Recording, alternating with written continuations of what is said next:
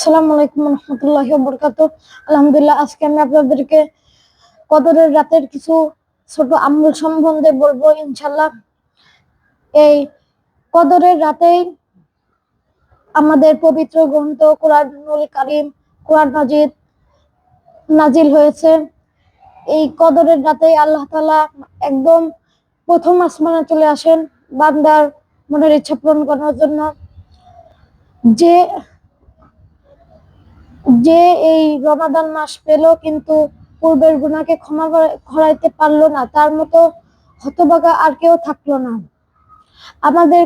আর যেহেতু আর দুইটা কদর পাবো ইনশাল্লাহ আগামীতে, আর দুইটা কদরের রাত থাকবে ইনশাল্লাহ, আমরা বেশি বেশি চেষ্টা করব যেন আগামীকাল 27শে কদর এই রাতে বেশি বেশি আমল করার, বেশি বেশি কোরআন তেলাওয়াত করার, বেশি বেশি নফল ইবাদত করার।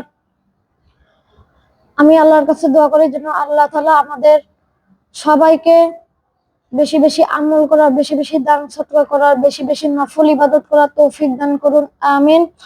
আর মা আয়েশা রাদিয়াল্লাহু আনহা থেকে বর্ণিত এই দোয়াটা সবে কদরের রাত্রের জন্য, আল্লাহুম্মা ইন্নাকা আফুউন কারীমুন তুহিব্বুল আফওয়া ফা'ফু আন্না। এই দোয়াটা আমরা বেশি বেশি পাঠ করব ইনশাআল্লাহ। সবাই আমার জন্য বেশি বেশি দোয়া করবেন।